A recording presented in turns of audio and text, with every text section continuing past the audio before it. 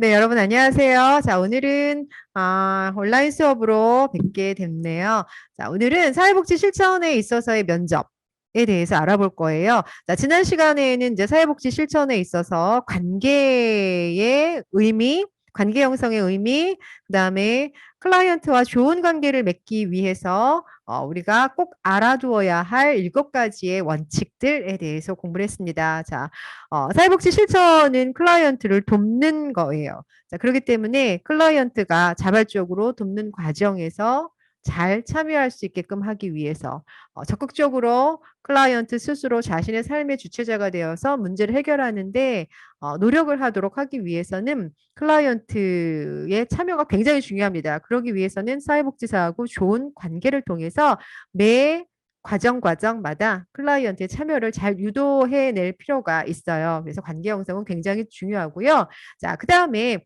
우리가 클라이언트의 문제를 파악하고 또 실제로 클라이언트를 돕고 뭐 상담이나 교육이나 치료를 통해서 클라이언트를 돕고 자, 그 다음에 뭐 클라이언트에게 뭐 필요한 자원을 파악해서 연결해주고 하는 모든 활동에서 우리가 면접을 빼놓을 수가 없다는 거예요. 처음에 클라이언트가 오기 시작하여서 과정 매 순간순간마다 사회복지사는 클라이언트와 면담을 합니다.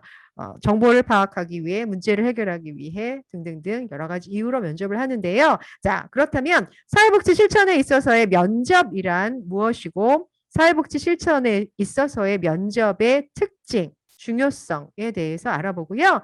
자, 사회복지 실천을 하는 데 있어서의 면접의 여러 가지 방법이 있습니다. 자, 그 방법들이 무엇이 있는지 살펴보도록 할게요. 특히나 우리가 면접은 클라이언트와 사회복지사 간에 나누는 대화잖아요. 그래서 클라이언트와 사회복지사 간에 이루어지는 의사소통이라고도 할 수 있어요. 그렇기 때문에 면접은 의사소통의 한 유형이다라고도 볼 수가 있습니다.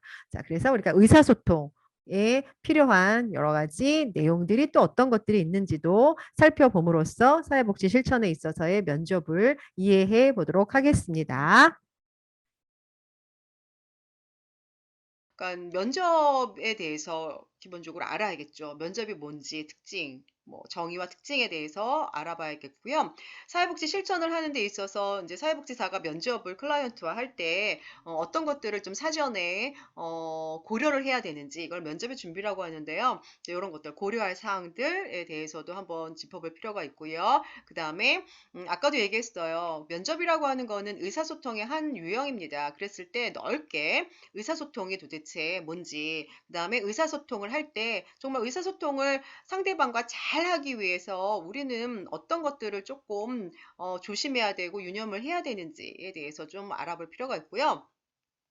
그다음 이제 실제로 사회복지사가 이제 클라이언트하고 대면하는 과정에서 클라이언트를 잘 돕기 위해서 어떻게 하면 효과적으로 클라이언트를 도울 수 있을지, 효과적으로 면접을 할 때 어떻게 의사소통을 해야 될지 이런 것들을 알아볼 필요가 있습니다. 그러니까 효과적인 의사소통 방법 또는 효과적인 면접 방법 또는 면담 방법, 면담 기법 뭐 이렇게 다 정의할 수가 있겠죠.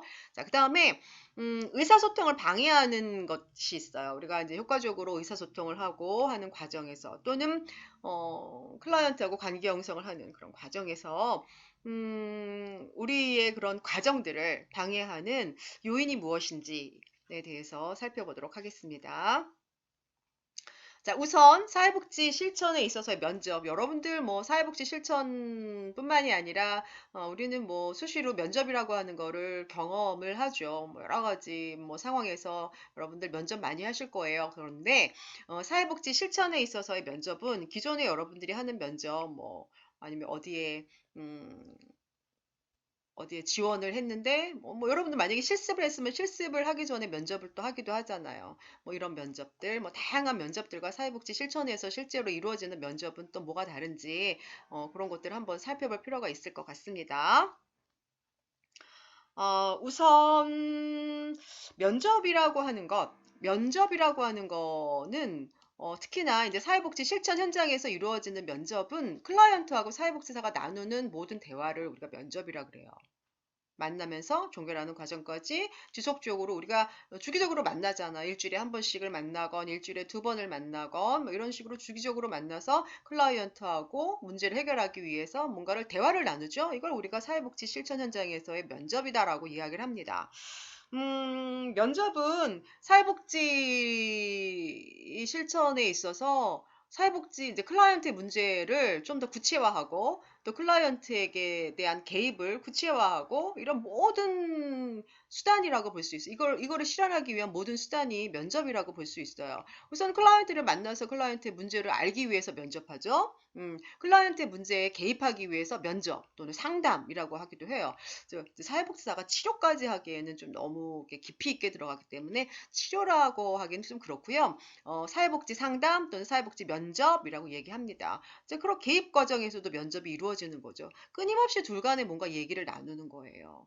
끊임없이 대화를 나누는 거예요. 이걸 우리가 이제 사회복지 실천 현장에서의 면접이다라고 이야기를 합니다. 그래서 면접은 사회복지를 실천하는 구체적인 방법이다라고 얘기할 수 있어요. 근데 이제 앞서서도 얘기했지만, 우리가 이제 의사소통의 한 유형이다, 면접은. 그렇게 얘기했잖아요. 그러면은 이제 의사소통은 또 뭐냐. 둘 간의 의미를 주고받는 과정이에요. 상호 과정. 그쵸? 두 사람 이상 간에 서로 의미를 말을 통해서 또는 말 아닌 것, 비언어죠? 언어와 비언어를 통해서 뭔가 의미를 주고받는 거야. 그러한 상호작용하는 과정을 우리가 의사소통이라고 그래요. 그래서 이러한 의사소통의 하나의 유형으로서 사회복지의 면접을 우리가 이번 시간에 다루게 되는 거예요. 그러니까 둘 간의 클라이언트와 사회복지사 간의 의미를 주고받는 상호작용하는 과정. 만나면서 종결에 이르기까지 둘 간에 나누는 대화. 왜? 클라이언트의 문제를 해결해 주기 위해서. 그쵸? 자, 그래서 면접은 누누이 얘기하지만요. 사회복지 실천 현장에서 어떻게 보면은 사회복지 실천을 구체화하는 하나의 도구가 될 수 있는 거예요. 면접 없이는 우리가 사회복지 실천을 할 수가 없어요, 여러분들. 그렇죠? 그래서 사회복지 실천을 구체화하는 도구다. 라고 여러분들이 이해하시면 되고요. 그렇다면 면접을 우리가 좀 더 구체적으로 정의를 한번 내려볼까요? 자, 면접이라고 하는 거는 특히나 사회복지 실천 현장에서 사회복지사가 하고자 행하는 면접이라고 하는 거는 전문적인 대화예요. 누구와 나누는 사회복지사와 클라이언트 간에 나누는 뭐 일상적인 대화가 아니에요. 그렇죠? 전문적인 대화예요. 그런데 그 목적이 뭐예요? 클라이언트의 문제를 이해하고 해결하고 돕고자 한다는 목적을 가지고 어떻게 이끌어가는 대화냐면 의도적으로 문제를 끄집어내고 의도적으로 개입하고 그러한 과정에서 전문적인 기법을 활용하기도 하고 이러면서 이끌어가는 대화를 우리가 사회복지 실천 현장에서의 면접이다라고 얘기합니다. 자, 그랬을 때 사회복지사는 클라이언트를 의도적으로 도와주기 위해서 의도적으로 뭔가를 대화를 이끌어 나가는 거예요. 그러기 위해서는 사회복지사는 인간 행동과 또 반응과 또 상호작용하는 것과 이런 모든 것에 대한 기술을 또는 지식을 갖춘 상태에서 면접을 이끌어 나갈 수 있어야 되는 거예요. 이 사람이 문제가 지금 이 사람이 표출하고 있는 문제가 무엇인지 또 이 사람이 왜 그런 말을 지금 했는지 뭐 이런 것들을 우리가 알려면은 인간 행동에 대한 기본적인 지식이 필요해요. 그 다음에 상호작용, 그리고 역동을 이해할 수 있는 지식도 필요합니다. 이제 그런 것들을 기반으로 하여서 클라이언트의 문제를 해결한다라고 하는 목적을 가지고 의도적으로 이끌어가는 전문적인 대화를 면접이다라고 이야기를 합니다. 면접은 여러 가지 목적으로 면접이 이루어질 수가 있어요. 클라이언트하고 관계를 형성하기 위해서, 또 클라이언트의 문제를 파악하고 욕구를 파악하기 위해서, 또 그러기 위해서 정보를 수집하기 위해서 면접하죠. 또 실제로 이제 클라이언트의 문제에 적극적으로 개입하는 과정에서 우리가 면접을 하는 거예요. 이러한 목적으로 관계 형성, 정보 수집, 문제 해결 이러한 모든 목적을 가지고 우리가 면접을 하게 되는 거죠. 자, 면접은 이런 목적을 가지고 이끌어가는 대화이면서 시간 제한적인 대화예요. 우리가 면접을 클라이언트하고 해요. 근데 뭐 한없이 뭐 1시간, 2시간, 3시간 이렇게 이어나가는 게 아니라 자, 1회기, 오늘 처음 만났을 땐 뭐 40분, 50분, 보통 이제 4, 50분 정도의 면접이 가장 적절한 정도의 면접 시간이라고 얘기를 합니다. 이렇게 시간 제한적이다. 시간 제한적이라고 하는 거는 1회기 만남의 시간도 제한되어 있지만 앞으로 만나는 회기도 어느 정도 제한을 두는 거예요. 뭐 우리가 클라이언트의 문제를 해결하는 과정을 4개월로 잡았다. 아니면 6개월로 잡았다. 아니면 1년 동안 만난다. 이렇게 어느 정도 기간을 정해놓고 대화를 이끌어가는 거기도 하고 한 번 만났을 때에도 시간을 정해놓고 이끌어 나가는 그런 전문적인 대화를 우리가 면접이다, 사회복지 면접이다 라고 이야기를 합니다. 자, 면접에 대해서 면접의 특성에 대해서 컴톤이라고 하는 학자하고 갤러웨이라고 하는 학자가 있어요. 이 두 학자가 사회복지 실천에 있어서의 면접은 다음과 같은 특성이 있습니다. 라고 이야기를 했습니다. 첫 번째, 면접은 맥락이나 세팅이 있다. 두 번째, 목적과 방향이 있다. 면접은 계약에 의하여 이루어진다. 또는 면접은 특정한 역할이 규정되어져 있다. 라고 합니다. 자, 먼저 면접은 맥락이나 세팅이 있다라고 하는데요. 여러분들 사회복지 실천 현장에 오시는 뭐 예를 들어 복지관에 이제 클라이언트 분이 오셨어요. 뭐 복지관에 오시는 분들이야 뭐 여러 가지 문제를 가지고 오세요. 뭐 가족 문제, 뭐 양육 문제, 뭐 내지는 경제적인 문제, 아니면은 뭐 실질적으로 일상생활 지원에 관한 문제, 뭐 여러 가지 문제를 가지고 와요. 그쵸? 아니면 자기 자신의 뭐 어떤 부적응적인 문제, 그쵸? 자, 이러한 클라이언트들이 사회복지 기관의 서비스를 받기 위해서 오는 거죠. 그쵸? 그래서 우리가 그러니까 사회복지 실천 활동은 물론 이제 사례관리와 같은 서비스는 되게 굉장히 장기화된 서비스예요. 그렇지만 어떤 경우에 서비스들은 그렇게 장기화될 필요가 없는 문제들도 있어요. 그래서 우리가 처음에 클라이언트를 만나서 어느 정도 이제 문제가 파악이 되고 난 다음에는 개입의 기간들을 좀 정해요. 4개월, 6개월. 단기적으로 정하면 뭐 한 3개월, 4개월 정도 정하고 장기적으로 가면 1년 정도 정하는데요. 그러니까 기간을 정하고 우리가 만남을 하는 거죠. 그래서 특정한 기간이 있어요. 우리가 계속 지속적으로 끝도 한도 없이 개입하는 게 아니에요. 어느 정도 기간을 정해놓고 개입을 이루어 나가는 거예요. 그래서 면접이라고 하는 거는 어느 정도 맥락이 있어야 돼요.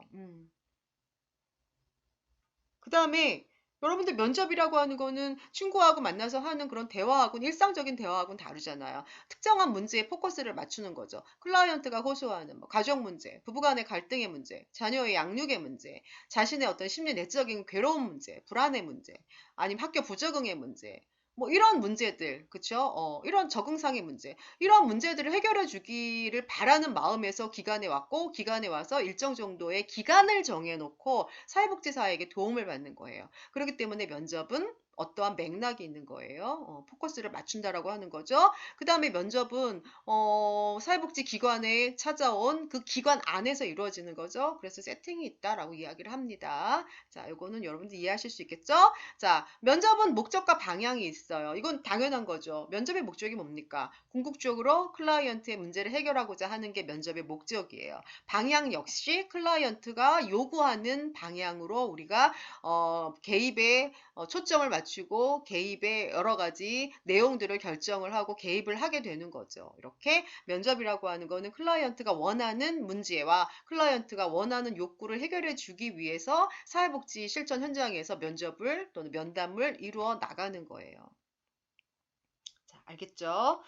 우연히 만나는 것과는 다르다라고 하는 거예요. 자, 그 다음에 면접은 계약에 의하여 이루어집니다. 자, 처음에 우리가 사회복지 현장에 오셨을 때 클라이언트들이 뭐 만약에 이제 뭐 자녀 양육하는 과정에서 너무 힘들어 하시는 어머님이 이제 복지관에 찾아오셔서 도움을 받기 위해서 오셨어요. 자, 그랬을 때 우리가 가장 먼저 하는 거를 뭐라 그래요? 초기 상담, 이걸 우리가 인테이크라고 얘기하죠. 아이고, 이거를 굳이 제가 씁니다. 인테이크. 초기 상담이라고 얘기를 하죠. 자, 인테이크에서 이 클라이언트 분의 기본적인 어떤 정보도 파악할 뿐만 아니라 왜 기관에 왔는지 대략적인 문제를 파악을 해요. 뭐 경제적인 문제냐, 아니면 뭐 가족 관계냐, 아니면 학교 생활 어려움이냐, 대인 관계냐, 뭐 여러 가지의 그런 그 사람이 원하는 거를 우리가 듣습니다. 자, 듣고 난 다음에 절차에 대해서 설명하죠. 아, 우리 기관은 이러이러한 것들을 것들을 여러분에게, 당신에게 해줄 수가 있고, 뭐, 앞으로 이제 기관에서 도움을 받게 되면 이러이러한 절차에 의해서 도움을 받게 되실 거예요. 계속 우리 기관에서 도움을 받기를 원합니까?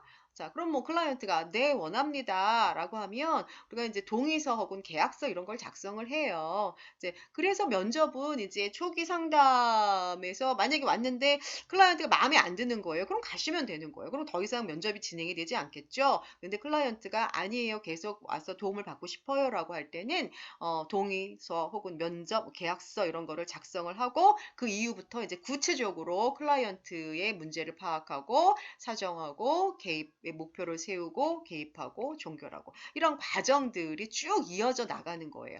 그런 모든 과정 속에서 면접이 이루어지는 거고 그러한 면접은 당연히 클라이언트가 예스 해야지 쭉 된다는 거죠. 계약이 이루어져야지 된다는 거예요.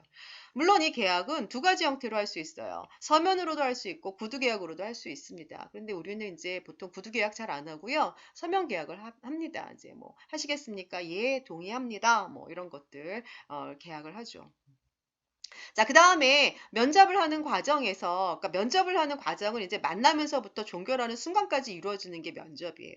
그러면 그 과정에서 우리가 클라이언트의 문제도 듣고 클라이언트하고 함께 목표를 세워서 개입에 대한 계획도 세우고 실제로 개입이 이루어지는 거예요. 자, 이러한 모든 과정에서 클라이언트가 해야 할 것이 있어요. 만약에 부모 자녀 관계를 개선하고 싶어서 왔어요. 어떤 어머님이. 그러면 이제 구체적인 방법이나 이런 것들을 같이 협의를 통해서 목표를 세우죠. 그래서 뭐 자녀하고 30분 동안 하루에 30분 동안 대화를 나눠라. 하루에 한 번은 같이 밥을 먹어라. 뭐 내지는 자녀한테 잔소리하는 횟수를 5번 이상 줄여라. 뭐 이런 것들을 우리가 계약을 할 수가 있단 말이에요. 그럼 클라이언트가 해야 될 것이 있잖아요. 그쵸? 아니면 당신은 이럴 때마다 어떻게 행동하는지 한번 집에서 목록표를 작성해 보세요. 뭐 이런 것들이 있어요. 그러면 클라이언트가 해야 될 것이 있어요. 문제를 해결하기 위해서. 왜냐면 실제로 문제 해결을 하는 과정에서 클라이언트가 뭔가를 해야지 문제가 해결이 돼요. 그 뭔가를 하기 위해서 같이 사회복지사가 이런 것들 때문에 당신이 어려웠겠군요. 그래서 이러한 것들을 이런 식으로 해결하면 좋을 것 같은데 어떻게 생각하세요? 이런 것들은 사회복지사가 제시해 줄 수는 있습니다. 하지만 실제 행하는 건 클라이언트예요. 그렇기 때문에 면접을 통해서 클라이언트가 해야 될 것도 정하고 그 과정에서 사회복지사가 클라이언트를 어떻게 도와줄지에 대해서도 우리가 역할 규정을 해야 합니다. 그래서 면접을 통해서 서로 간에 사회복지사가 할 거, 클라이언트가 할 거, 이런 것들을 서로 잘 규정을 할 필요가 있어요. 근데 이런 것들이 다 면접을 통해서 이루어진다라고 하는 거죠. 사회복지사가 와서 뭐 클라이언트 문제를 다 듣고 다 문제를 해결해 주기 위해서 뭘 다 해주는 게 아니라는 거예요. 둘 간에 독특한 특별한 역할이 있다라고 하는 거, 그 역할을 잘 수행해 나가는 과정을 통해서 문제가 해결이 되는 거라고는 거죠. 그래서 역할이 규정이 된다. 자, 그 다음에 이제 면접의 목적에 대해서, 해벌스하고 라슨이라고 하는 학자가 사회복지 실천의 면접의 목적은 이런 거야 라고 뭐 이렇게 간략하게 얘기를 했어요. 근데 뭐 이거 읽기 전에 그러면은 면접 왜 하는 거라 그랬어요? 클라이언트 문제 해결하기 위해서 하는 거예요. 클라이언트를 만나서 헤어지는 순간까지 면접이 이루어지는 거예요. 만나서 헤어지는 종결하는 순간까지 맨 처음 만났을 때 우리가 인테이크 하는 거죠. 인테이크 하는 과정에서 가장 먼저 하는 건 뭐다? 클라이언트가 제시하는 호소하는 문제가 뭔가를 파악하는 거예요. 그렇죠? 이제 그러면서 이제 우리가 시작이 되는 거예요. 실천 활동이 시작이 되는 거예요. 그러면서 면접 활동을 통해서 관계도 잘 형성하고 이제 클라이언트 문제를 들으면서 클라이언트의 문제에 대해서 잘 파악하고 사정하고 뭐 이러면서 개입하고 이렇게 이루어지는 거죠. 그러면서 문제가 해결될 수 있게끔 하는 게 궁극적으로 우리가 사회복지 실천 현장에서 면접을 하는 이유라고 볼 수가 있습니다. 자, 그러면 면접이 이제 상황마다 조금은 면접의 구체적 목적은 좀 달라질 수가 있어요. 이제 어떻게 달라지는지에 대해서 한번 살펴보겠습니다. 이제 먼저 첫 번째 해버스하고 라슨이 얘기한 면접의 궁극적인 목적은 문제 해결이에요. 이제 문제 해결이 된 상태가 뭐예요? 클라이언트가 지금보다 나은 상태. 지금보다 삶의 질이 좀 향상된 상태. 문제가 해결됐으니까. 그쵸? 맨날 엄마하고 딸하고 지지고 볶고 싸우다가 자녀 관계가 너무 힘든 거죠. 양육이 너무 힘든 거죠. 그런데 이제 어머님이 복지관을 통해서 상담도 받고 부모 교육도 받고 여러 가지 과제도 막 수행하고 이런 것들을 통해서 문제가 해결되면서 자녀 간의 관계, 부모 자녀 간의 관계가 좋아졌어요. 그럼 이전보다 덜 지지고 볶고 싸우면서 사는 게 편안해질 수 있는 거예요. 그래서 이런 상태가 될 수 있게끔 하기 위한 전체적인 그러한 과정에서 이루어지는 게 면접이다. 그럼 이게 면접의 궁극적인 목적은 클라이언트 개인의 문제 해결, 더 나아가서 그들의 삶의 질적인 수준을 향상시키는 거예요. 또는 지금보다 나은 상태로 되게 만들어주는 거죠. 이런 목적으로 면접은 하는 거예요. 그렇죠?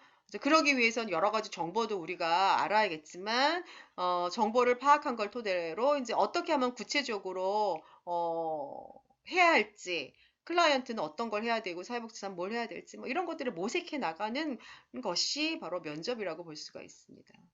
자, 사회복지 실천의 면접은 과정에 따라서 조금 그 세부적인 목적은 달라질 수 있어요. 우리가 이제 초기 단계에서 초기 면접 과정, 이거 이제 인테이크 과정이라고 얘기하죠. 요런 초기 단계에서는 클라이언트하고 좋은 관계를 형성하는 게 굉장히 중요해요. 클라이언트가 사회복지사를 좀 신뢰하고 또 기관에 대한 서비스 과정에 대해서 신뢰를 갖고 그다음에 뭔가 이제 클라이언트가 느끼는 초기 단계에서 느끼는 그런 양가 감정들, 그쵸?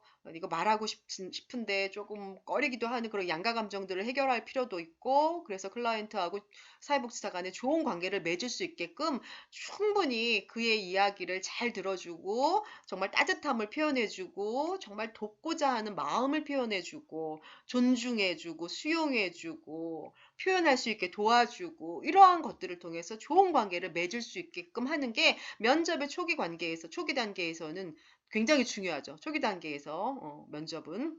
그 다음에 이제 그래서 좋은 관계를 맺고 어느 정도 이제 클라이언트가 자신의 마음의 문을 열면서 깊이 있게 자신의 문제를 이야기하기 시작을 합니다. 자, 그런 것을 우리가 중간 단계라고 하는데요. 이제 중간 과정에서의 면접은 클라이언트의 문제를 면밀히 파악해야 돼요. 클라이언트의 문제가 무엇이고, 문제와 관련된 상황은 어떤 것들이고, 문제와 관련된 사람들은 어떤 사람들이 있고, 이런 거에 관한 정보를 수집을 해야겠죠. 그쵸? 잘 듣기도 하고, 클라이언트 주변의 사람을 통해서 또 물어보기도 하고, 또 심리검사나 이런 것들을 통해서 클라이언트의 지금 심리적인 사항을 보다 객관적으로 파악하기도 하고, 또 상담하는 또는 면접하는 과정 속에서 클라이언트의 그런 반응들 또 클라이언트와의 상호작용을 통해서 사회복지사가 이 사람의 지금 현재 어떤 상태인지를 파악하기도 하고 이러는 거예요. 그러니까 우리가 면접이 이제 초기 단계를 벗어나서 중간 단계로 오게 되면 면접 과정에서 중요하게 다루어져야 될 것은 뭐냐면 클라이언트의 문제를 잘 파악해서 자, 클라이언트에게 어떤 도움을 줘야 될지를 우리가 잘 알아야 되는 거예요. 이제 이러한 과정을 우리가 사정한다라고 하잖아요. 어세스먼트 한다. 그래서 이 과정에서는 면밀하게 파악하는 게 무엇보다 중요하죠. 많은 정보를 얻어야 되는 거잖아. 여러 가지 루트를 통해서. 자, 그 다음에 이게 이제 조사나 사정 단계에서의 면접에서의 목표라고 볼 수 있다면, 그렇다면 이제 개입하는 단계에서는 이제 실제로 클라이언트의 문제가 잘 해결될 수 있게끔 우리는, 여러 가지 면담 기법, 또는 의사소통 기법, 이런 것들을 활용해서 클라이언트가 자신이 느끼고 있는 지금 현재 문제 상황과 관련된 감정들, 상황들 이런 것들을 표출해내고 그가 조금 더 편안한 상태로 갈 수 있게끔 도와주기도 하고 또 때로는 교육을 해주기도 하고 뭐 이러한 것들이 면접의 개입 과정 속에서는 이루어지는 거예요. 그래서 표출하게끔 하고 뭔가 변화되게끔 하고 하는 게 이제 면접의 개입 과정에서 이루어지는 거고 이것이 바로 개입 과정에서의 면접의 목적이다. 표출시키고 변화시키고 하는 거. 자, 그러기 위해서 개입 과정에서는 면접을 합니다. 자, 이렇게 단계마다 이제 면접이 갖고 있는 그 목적은 조금씩 좀 달라질 수 있어요. 하지만 궁극적인 목적은 뭐냐? 클라이언트의 변화, 클라이언트의 성장, 클라이언트의 삶의 질적인 어떤 향상 이런 거라고 볼 수 있어요. 자, 그렇기 때문에 우리가 클라이언트를 충분히 이해해 나가야 돼요. 면접하는 과정에서. 문제 상황도 잘 돼야 되는 거예요. 문제 상황도 잘 이해하고 또 클라이언트도 잘 이해해야 돼요. 그래야지만 효과적으로 우리가 개입할 수 있어요. 그래야지만 효과적으로 문제 해결이 될 수 있다는 거죠. 만약에 문제 상황에 대해서 충분하게 이해가 되지 않아요. 우리가 면접을 그래서 효과적으로 잘해야 되는 이유가 문제 상황을 효과적으로 잘 파악하려면 면접이 잘 이루어져야 돼요. 핵심을 잘 찌르고 잘 듣고 물어봐 주고 잘 파악하고 요약하고 때로는 막 부딪히기도 하고 클라이언트가 막 이렇게 좀 자기가 꺼려하는 그런 거를 쫙 직면도 시키고 뭐 이래야 돼요. 그러니까 그런 걸 통해서 충분하게 문제를 잘 파악하고 클라이언트를 충분히 이해해야 돼요. 그래야지만 우리가 아 이런 개입이 필요하겠구나. 이게 변화되면 전체적으로 클라이언트가 잘 지낼 수가 있겠구나라는 걸 파악할 수 있는 거예요. 이게 안 되면 면접을 통해서 이런 것들이 잘 이루어지지 않고 그러면 효과적으로 문제 해결이 잘 안 돼요. 자, 이제 면접을 위한 준비를 한번 살펴볼까요? 그러니까 면접을 하기 위해서 이제 어떤 것들을 준비해야 되고 고려해야 되는지에 대해서 한번 알아보도록 하겠습니다. 볼게요. 자, 처음에 면접 장소 한번 볼까요? 보통 이제 우리가 면접 장소는 사회복지사들이 일하는 사무실 공간에서 면접하는 거는 바람직하지 않아요. 그러니까 면접을 할 수 있는 좀 더 이제 개인적인 그런 프라이버시가 보장될 수 있는 상담실, 면접실 이를 사용하는 게 좋습니다. 그 다음에 좀 편안한 분위기를 좀 제공할 수 있는 그런 안락한, 편안한 분위기 이런 것들을 좀 줄 수 있어야 되죠. 그래서 최대한 딱딱한 느낌을 피하는 게 좋아요. 그래서 지금 여기 그림에서는 소파에 앉아서 면접을 하는 거로 나와 있는데 이제 보통 이제 소파에 앉아서 하기도 하지만 책상에 앉아서 하는 경우도 많아요. 그렇기 때문에 이제 그럼에도 불구하고 이제 편안한 그런 분위기를 줄 수 있는 이제 그런 환경을 마련해 줄 필요가 있겠죠. 자, 그다음에 그러니까 면접을 할 때 지금 그림에서는 서로 마주보고 앉았는데 이렇게 마주보고 앉아 있는 것보다는 90도 각도로 앉아 있는 게 훨씬 더 편안하다고 얘기해요. 이렇게.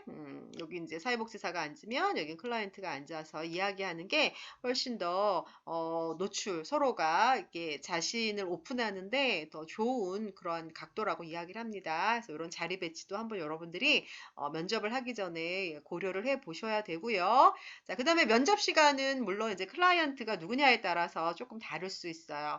클라이언트의 집중도라든지 의사소통 능력이라든지에 따라서 시간을 좀 조정할 필요가 있습니다. 근데 대체로 40분 내에서 50분 정도가 적절하다라고 얘기를 해요.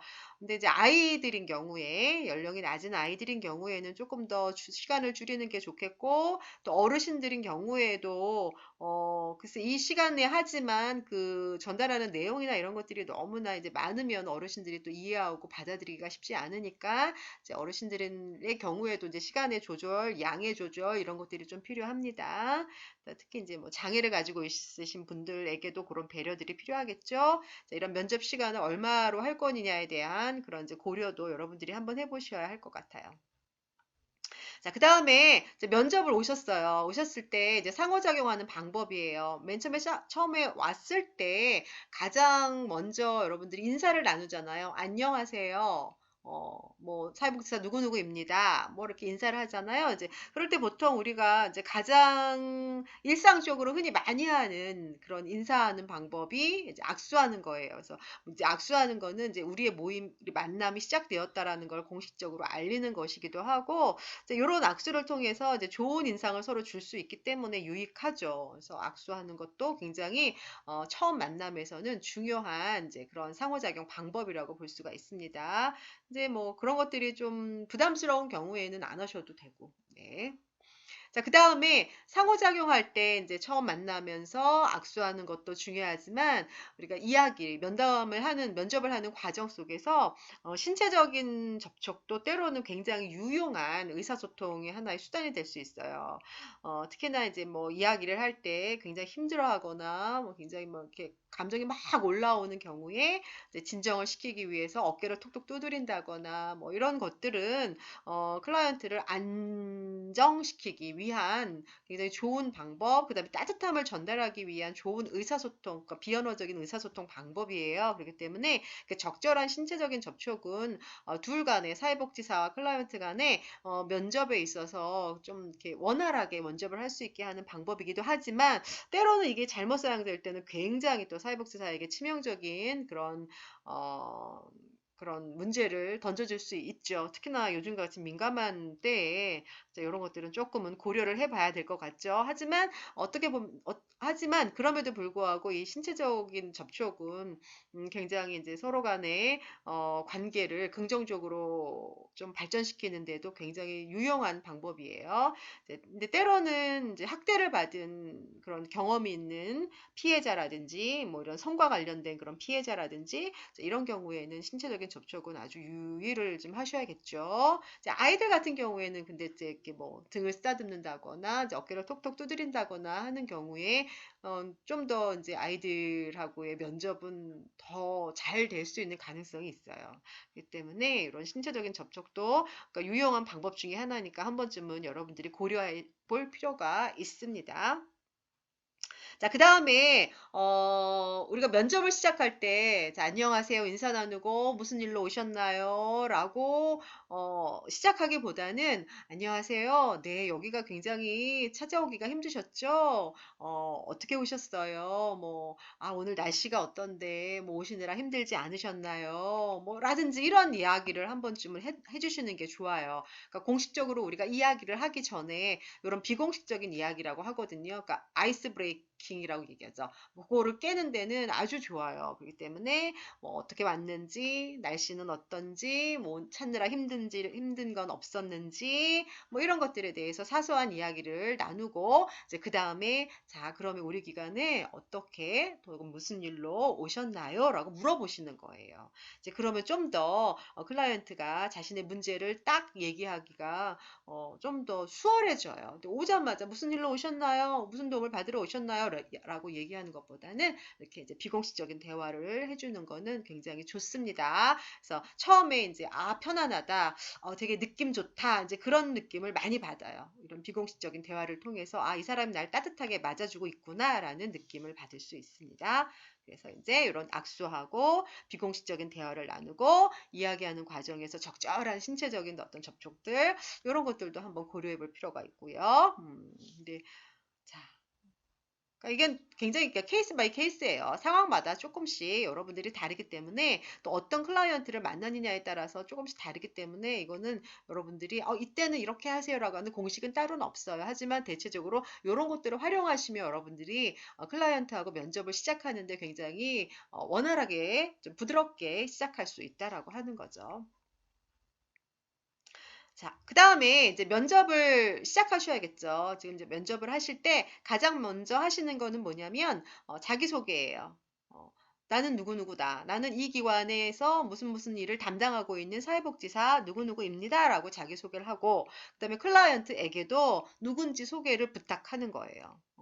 누구시냐, 누구시냐, 뭐 어디 사시냐, 누구시냐, 뭐 이런 것들 여쭤보고 만약에 같이 오신 분이 있다면 같이 오신 분은 누구신가요? 라고 묻기도 하고요. 자, 이래서 둘 간의 인사, 서로 소개 이런 것들이 끝났죠. 그러면 이제 여기서 어떤 일로 우리 기관에 오시게 되었는지 여쭤봐야 돼요. 그래서 클라이언트가 뭐라고 막 얘기하죠. 이제 인테이크에서 보통 간략하게 자신의 이제 문제에 대해서 이야기를 하잖아요. 얘기를 했어요. 자, 그러면 우리 기관에서는 그러면 선생님께서 말씀하신 이제 그런 문제들을 같이 해결해 드릴 수 있을 것 같네요. 그러면 앞으로 우리 기관에서 진행되는 이러이러한 절차에 따라서 이러이러한 서비스를 받으실 수 있을 것 같아요. 앞으로 이제 한 일주일에 한 번씩 이제 기관에 오셔도 되고 아니면 제가 뭐 아니면 가정에 방문할 수도 있고 여러 가지 방법이 있습니다. 이제 여러 가지 방법에 따라서 저와 함께 선생님이 말씀하신 이제 그런 문제들을 해결해 나가도록 노력해 보도록 하죠라고 말씀을 하는 거예요. 이야기를 하죠. 이게 이제 우리의 만남, 우리의 면접을 앞으로 이제 진행하게 되는 면접의 목적에 대해서 이제 개괄적으로 여러분들이 말씀을 드릴 필요가 있어요. 그다음에 우리가 이제 앞으로 이제 나와 이렇게 사회복지사인 나와 이제 클라이언트가 일주일에 한 번씩 만나면서 서로 이제 면접을 통해서 서로 문제도 이야기하고 어떻게 우리가 서비스를 줄 건지도 알려드리기도 하고 실제로 나와 함께 개입을 하기도 하고 이제 이런 것들을 말씀을 드리고 그러한 과정에서 클라이언트인 본인의 역할이 무엇인지에 대해서도 사회복지사는 말씀을 드려야 돼요. 일주일에 한 번씩 만날 때 꼭 오셔야 되고 제가 말씀드리는 거 이런 거 하셨으면 좋겠고 또 제가 필요에 따라서는 이렇게 의뢰를 해드릴 텐데 그럴 때는 저 기관에 가셔서 서비스를 받으시면 좋을 것 같고 아니면 우리의 이렇게 정해진 절차에 의해서 이 서비스 개입이 이루어지니까 이런 거에 따라서 필요할 때는 이러한 도움을 좀 주셨으면 좋겠고 동의를 하셨으면 좋겠고 이러한 것들에 대해서 클라이언트가 앞으로 이제 어떤 일을 해야 될지 어떤 역할을 해야 될지에 대해서도 알려드리면 좋습니다.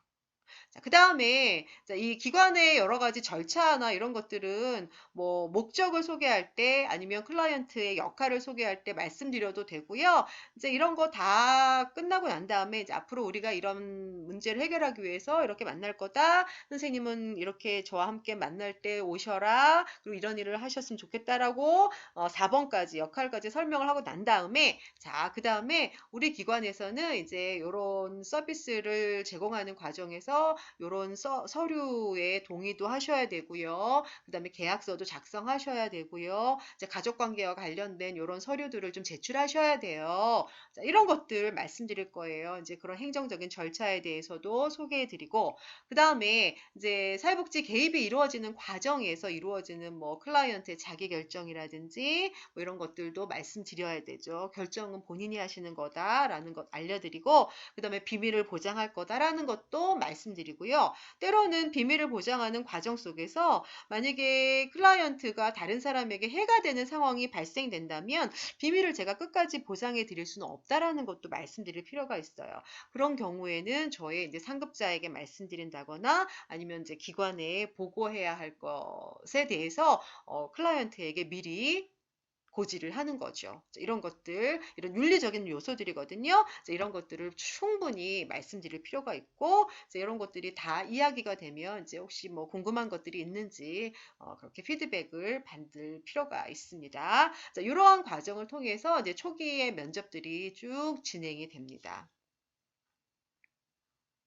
자, 그 다음에 아까도 말씀드렸지만 면접은 의사소통의 한 형태예요. 그렇기 때문에 의사소통이 어떤 건지 또 의사소통에서는 어떤 요소들이 포함되어 있는지에 대해서 여러분들이 간략하게 한번 알고 넘어가실 필요가 있을 것 같습니다. 자, 의사소통은 앞서서도 얘기했지만 두 사람 이상 간에 뭔가 의미를 주고받는 거예요. 의미를 주고받는 상호작용 과정이라고 볼 수 있습니다. 자, 그랬을 때 두 사람 간의 상호작용은요, 언어로도 이루어질 수 있고, 비언어로도 이루어질 수 있는 거예요. 그래서 언어로 혹은 비언어로 표현을 하는 거죠. 그러면 상대방은 그거에 대해서, 알겠어요. 라고 이해하는 거를 언어로, 비언어로 서로 반응을 해주는 거죠. 이게 서로 간에 왔다 갔다 하는 거, 이게 의사소통이에요. 자, 그럼 의사소통에는 어떠한 의사소통에 뭐 포함되는 요인이라고 해야 되나요? 그럼 메시지를 보내는 사람이 있겠죠. 의사소통에는. 그 다음에 메시지를 받는 사람이 있겠죠. 그쵸? 그 다음에 여기서 이제 메시지를 보내고 메시지를 받고 요 사이에는 뭐가 있는 거죠? 메시지가 있는 거죠. 메시지. 의미가 있는 거죠. 자, 이게 의사소통이에요. 이런 걸 통해서 왔다 갔다 하는 상호작용, 이걸 우리가 의사소통이라고 그래요. 보내는 사람과 받는 사람이 서로 의미를 주고받는 것. 이런 거. 자, 그러면 우리가 정말 좋은 의사소통이 되도록 하기 위해서는 메시지를 보내는 사람과 메시지를 받는 사람은 각각 어떻게 해야 되는지에 대해서 잠깐 살펴볼게요. 자, 메시지를 보내요. 메시지를 보내는 사람은 분명한 언어로 메시지를 보내야겠죠. 모호한 언어로 보내면 안 돼요. 그쵸? 분명한 언어로. 그 다음에 또 하나 중요한 거는 메시지를 보낼 때 보내는 사람은 언어적으로 또는 비언어적으로 자신이 표현하는 게 일치가 되도록 해야 된다는 거예요. 굉장히 기쁜 언어를 표현하는데 표정이 너무 슬퍼요. 너무 자연스럽지 않아요. 그럼 도대체 이 사람이 기쁘다는 건지 슬프다는 건지 메시지를 받는 사람들은 굉장히 헷갈릴 수 있어요. 모호할 수 있어요. 그러면 우리가 모호할 때는 뭘 선택하냐면 보통 비언어적인 걸 많이 선택해요. 기쁘다고 말하는데 되게 슬픈 표정을 짓고 있으면 아, 이 사람 슬프구나라고 우리가 받아들일 수 있다는 거예요. 근데 자기는 진짜 기쁘거든요. 그럼 자기의 메시지가 제대로 전달된 게 아니잖아요. 그쵸? 그렇기 때문에 표현하는 사람, 전달하는 사람은 분명한 언어로 하되 언어와 비언어가 일치되는 수준에서 전달을 해야 된다. 이거는 전달자의 아주 기본적인 자세고요. 그럼 메시지를 받는 사람의 입장에서는 어때야 돼요? 편안하게 전하는 사람이 나에게 메시지를 전할 수 있게 들어줘야 되겠죠? 이야기를 잘 편안하게 할 수 있게 계속 들어야 돼요. 툭툭 끊고 자기가 그 중간중간 개입하면 안 된다는 거예요. 기다릴 필요가 있다는 거예요. 그 다음에 내가 당신의 이야기를 듣고 싶어요 라고 하는 거를 언어적으로, 비언어적으로 적극적으로 표현할 필요가 있는 거죠. 이렇게 적절하게 이렇게 몸을 이렇게 그 사람 쪽으로 약간 기울이고 귀를 쫑긋쫑긋하는 표정을 지으면서 반응도 그렇군요 라고 적절하게 해주면서 이래야지만 이야기를 전달하는 사람이 나에게 잘 이야기를 할 수 있어요. 그래서 이야기를 받는 사람은 지금과 같은 이런 태도를 보여야 된다라는 거죠. 자, 그랬을 때 우리가 의사소통을 할 때는 앞서서 얘기했지만 언어와 비언어를 통해서 의사소통을 할 수가 있어요. 여러분들 물론 다 아시겠지만. 그래서 언어로 표현하는 의사소통은 교환되는 그런 내용을 굉장히 명확하게 표현해 주는 거예요. 그렇죠. 그 다음에 그 사람이 가지고 있는 태도나 생각 같은 이런 것들을 가장 효과적으로 전달하는 게 언어적 의사소통이에요. 굉장히 빠르고 간편하고 만족스러운 방법으로 내가 갖고 있는 생각이나 태도나 신념을 전달해 줄 수 있는 거죠. 명확하게. 그죠? 음. 그렇다면은 우리가 의사소통을 할 때 이런 언어적인 것 말고도 비언어적인 것들로 의사소통도 많이 해요. 때로는 이제 언어가 제한되어 있는 경우에 언어로 다 전달하지 못하는 그런 어린 아이들이나 아니면 어르신들이나 장애가 있으신 분들 같은 경우에는 비언어적인 표현으로 의사소통을 전달하는 게 훨씬 더 효과적일 수가 있습니다. 그래서 이게 비언어는 언어가 전달하지 못하는 부분들을 얘가 전달을 같이 해줘요. 그렇기 때문에 좀 더 언어에 덧붙여서 좀 더 내용을 명확하고 풍부하게 전달해 줄 때 비언어는 굉장히 효과적이고요.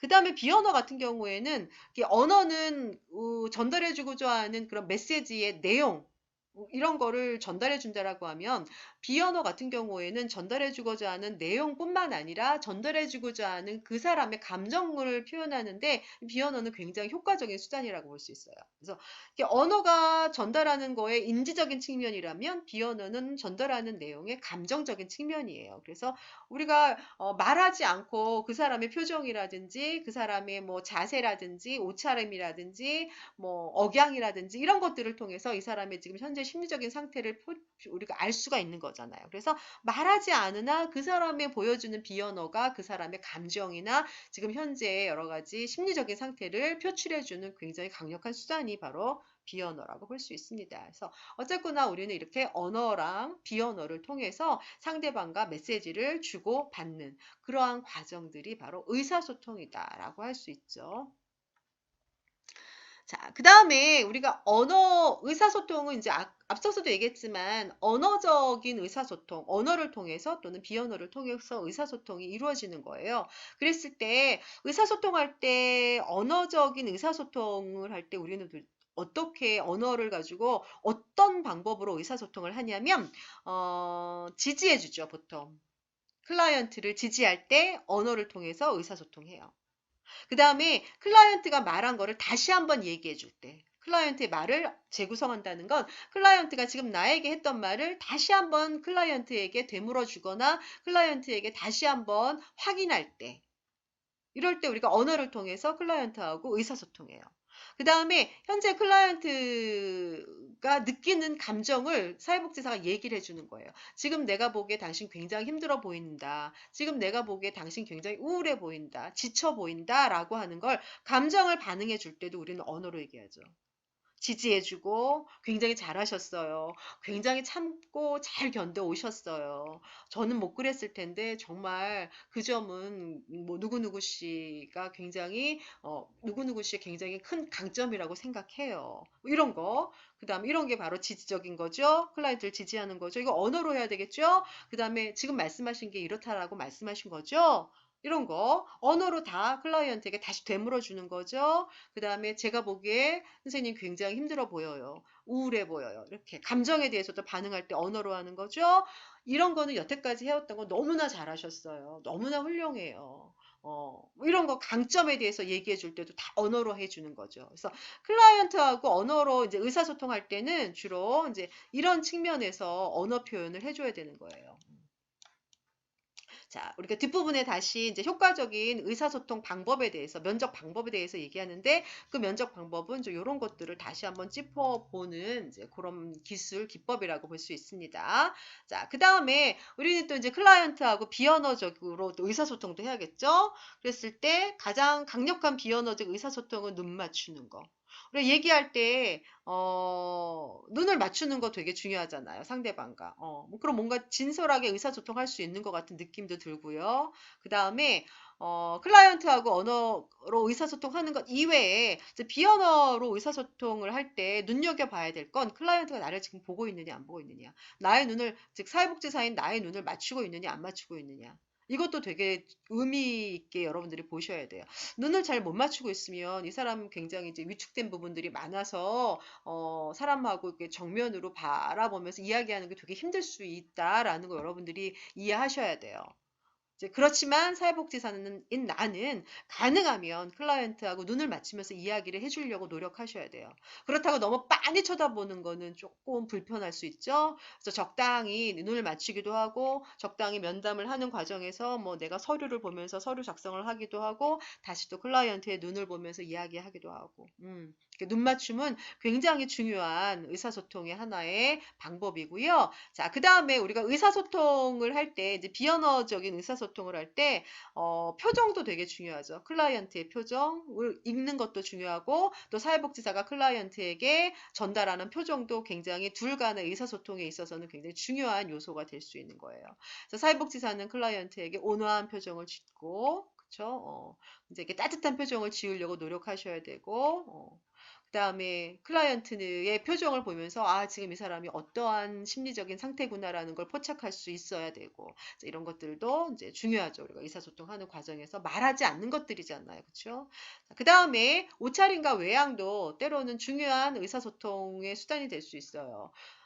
클라이언트의 외양이라든지 뭐 옷차림이라든지 이런 것들을 보시면서 지금 이 사람의 우리가 이 클라이언트가 보여주는 비언어적인 요소들은 다 클라이언트의 지금 심리적인 상태를 그대로 보여줄 때가 많아요. 그래서 옷차림을 보면서도 좀 이 사람이 지금 어떠한 마음 상태가 어땠구나라는 거를 짐작할 수 있어요. 특히나 여러분들 왜 청소년 아이들, 청소년들 막 자살 위험도가 높은 친구들은 머리도 잘 안 감고, 옷도 이제 막 신경 별로 안 쓰고, 좀 그래요. 그러니까 굉장히 우울감이 있는 사람들이 좀 많이 그러거든요. 이제 그랬을 때, 이제 그런 거를 보면서, 아, 이분의 지금 뭐 마음이 지금 어떻겠구나라는 걸 뭐 우리가 짐작할 수도 있는 거고요. 또 때로는 이제 사회복지사의 옷차림이나 외양 같은 것들도 클라이언트가 보기에 너무 불편해하지 않는 그런 옷차림이나 외양을 여러분들이 갖출 필요가 있는 거죠. 너무 액세서리를 많이 한다거나 뭐 치마가 너무 짧다거나 하는 것들은 우리가 클라이언트 분들이 보시기에 좀 불편할 수 있어요. 때로는 이제 그런 것들 좀 조심하셔야 된다는 거고요.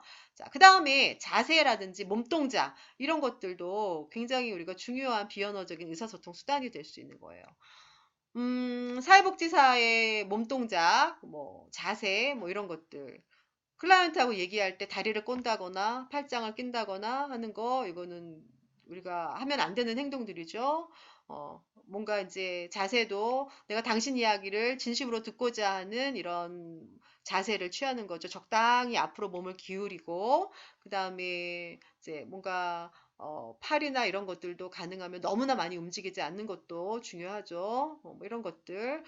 그 다음에 이제 클라이언트의 자세라든지 몸동작을 보면서, 아, 지금 클라이언트가 지금 심리적인 상황이 이렇겠구나, 지금 이런 문제가 있을 수 있겠구나라는 것도 미루어 짐작할 수도 있는 거예요. 너무 불안한 사람, 뭐 다리를 떤다거나, 아니면 너무 위축된 사람들은 뭐 목소리가 막 굉장히 작아지거나 떨린다거나, 뭐 이런 것들. 그 다음에 팔짱 끼고 계속 이야기하는 클라이언트 분들은 뭔가 아직은 나에게 방어적이구나. 사회복지사인 나에게 방어적이구나. 아직은 나에게 오픈하지 않는구나라는 걸 여러분들이 짐작할 수 있어야 된다라고 하는 거죠. 자, 이런 것들 이제 이런 비언어적인 요소들도 우리가 사회복지사가 취해야 할 비언어적인 태도들, 그 다음에 클라이언트가 취하고 있는 비언어적인 태도들을 보면서 클라이언트의 지금 상황을 잘 포착할 수 있는 거, 이런 것들이 또 의사소통에서는 굉장히 중요하게 다뤄줘야 될 필요가 있습니다.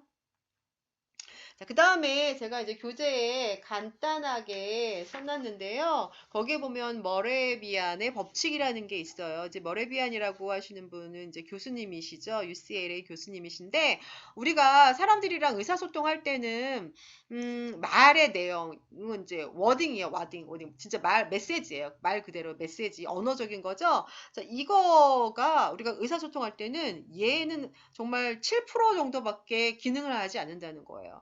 워딩보다는 우리는 보통 시각적인 거, 즉 그 사람의 표정이라든지 자세라든지 뭐 이런 것도 옷차림이라든지 이런 게 굉장히 중요해요. 바디 랭귀지 뭐 이런 거, 자세, 뭐 몸동작 뭐 이런 거죠. 뭐 표정, 뭐 표현하는 거, 눈 맞춤 이런 거예요. 이게 우리가 의사소통하는 데 있어서는 55%를 차지한대요. 그 다음에 청각적인 거는 뭐예요? 뭐 목소리 톤이라든지 억양이라든지 뭐 이런 것들이죠. 이게 38%예요. 그러니까 어떻게 보면은 비언어적인 것들이 의사소통을 다 이끌어가는구나라고 볼 수 있는 거예요. 또 비언어적인 것들이 우리가 첫 만남에서 굉장히 강한 인상을 줄 수 있겠구나. 그렇기 때문에 클라이언트를 대하는 사회복지사의 그런 어떤 자세, 몸동작, 그 다음에 목소리 톤, 그 다음에 뭐 옷차림, 뭐 이런 것들, 눈맞춤 이런 것들 굉장히 고려를 해야 된다. 그 다음에 또 상대방인 클라이언트의 이런 시각적이고 청각적인, 즉 비언어적인 요소들도 우리가 잘 파악해야 된다. 그 다음에 중요한 거는 말의 내용도 중요하죠.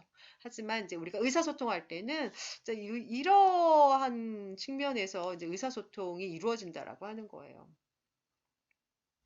자, 그 다음에, 거기에 또 보시면은, 의사소통을 할 때 이제 기본적인 자세가 나와요. 대화 자세다. 그래서 솔라 기법을 소개해주고 있어요. 솔라 기법은, 이건이라고 하는 학자가 이제 솔라 기법에 대해서 얘기를 해놨어요. 그래서 보통 이제 우리가 이제 심리학, 사람을 다루는 사람들이 사람과의 대화를 나눌 때 이러한 자세를 취했을 때 되게 효과적이더라라고 한 거죠. 그래서 S 같은 경우에는 뭐냐면 기역자로 앉는다. 아까 제가 얘기했잖아요. 90도 각도로 앉는 게 좋다 이거예요. 기역자로 앉는다. 여기 한 사람 앉고 한 사람 앉아서 대화 나눌 때 서로 간의 대화가 잘 된다 이거예요. 자, 그 다음에 O를 얘기하는 거는 오는 뭐죠? 이제 오픈된 자세. 그쵸? 여기서 Don't cross arms or legs라고 하는 거는 이제 다리 꼬고 앉지 마 이거죠. 다리 꼬지 마 이거예요. 그래서 뭔가 이렇게 오픈 포스처, 오픈된 자세를 취하는 거. 난 당신을 환영한다라고 하는 거. 그쵸? 기역자로 앉아서 환영한다라고 하는 그런 오픈된 자세를 이렇게 보여주는 거. 이렇게 막 이렇게 팔짱을 끼고 있거나 이러면 이제 사람이 굉장히 방어적인 느낌이 들어요. 그래서 별로 좋지 않다라고 하는 거고요. 자, 그 다음에 상대방하고 이야기를 나눌 때는 약간 앞으로 기울인 게 좋아요. 그러니까 약간 15도 정도 기울이는 게 상대방한테 뭔가 나는 당신에게 관심이 있어요 라고 하는 걸 표현하는 거래요. 그래서 약간 기울인 거. 자, 그 다음에 시선, 아이 컨택. 그쵸? 아이 컨택 해주는 거. 그 다음에 편안한 분위기를 제시해 주는 거, 제공해 주는 거. 그래서 상대방이 긴장을 풀 수 있게끔 해주는 거. 자, 이거예요. 이것이 이제 솔라 기법이라고 얘기를 하거든요. 그래서 90도로 앉아서 오픈된 자세로 편안하게 이렇게 앞으로 약간 기울이면서 그 다음에 눈을 맞추고 상대방으로 하여금 편안하게 느낄 수 있게끔 긴장을 풀어줄 수 있게끔 도와주는 이제 그러한 자세가 좋은 대화를 하기 위한 자세다라고 얘기합니다. 이것도 굉장히 많이 나오는 그러한 기법이니까 여러분들 한 번쯤 알아두시면 좋을 것 같습니다.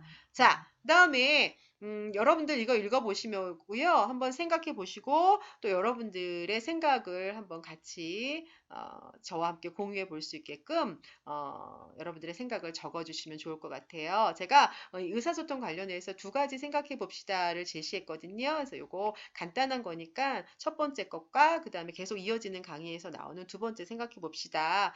두 가지의 질문에 대해서 여러분들이 답을 달아서 과제 탭에 그렇게 올려주시면 될 것 같습니다.